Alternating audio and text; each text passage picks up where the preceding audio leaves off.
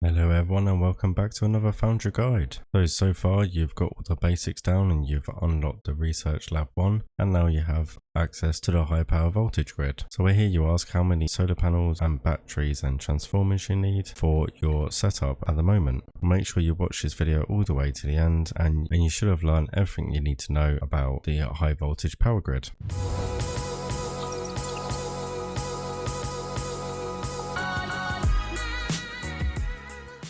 So let's start with assuming you've crafted a load of solar panels, your batteries, your power poles, your transformers, and you will also need some power lines as well. So if you head into the main menu, into the information database, you can find here the high voltage energy. Now this gives a brief description of how high voltage power and low voltage power work and how they are converted, but it doesn't really give you a massive amount of information of how much of each component to use. So basically high voltage power will be your solar panels and your batteries, but obviously all of your machines, your smelters, your assemblers, your loaders, your miners all use low voltage power. So the way to convert the high voltage power from your solar panels and your batteries is via a transformer, but you're still stuck with the question of how many solar panels and how many batteries do I need to make my system efficient. So if we go to any piece of our equipment, we can click this button here which says grid status. Now at the moment I'm running at around about 300 kilowatts with everything working at the same time. I'm generally hitting about 600 kilowatts with this small little build here. So I've got 3 smelters on the go, I've got 4 miners, 2 assemblers and a few loaders which don't really use that much power, so I'm not worried about them. So if we have a look at our solar panels, they generate 300 kilowatts each. So based on my build at the moment, I'm going to need at least 2, I'd say probably 3 to be on the safe side, but obviously I will be looking to expand. So if I go on the basis that I want to double the size of my foundry at the moment, I'll probably go for somewhere around the region of sort of 5 to 6 solar panels. So first of all, we will get them placed down. So what I like to do is leave a 2 block gap and then put my batteries behind. So let's get all my solar panels built up and then we'll run through how many sort of batteries we need. So first of all, your solar panels will provide energy to your foundry during the daytime, and it will also use the power from the solar panels to charge your batteries. Now your